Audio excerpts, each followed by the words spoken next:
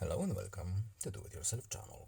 Today I will show you where to find the option, how to allow and how to prevent a Google app to show banner notifications in Realme 14 Pro phone. First of all, we need to go to our phone settings. Then in settings, we need to go to notifications and quick settings menu. Then we need to tap the banner menu. And here you have our list with applications, but first we need to enable them. So at the top we have the main switch, and now here we can look for our app. So we are looking for the Google. There it is. We can enable or disable our notifications here.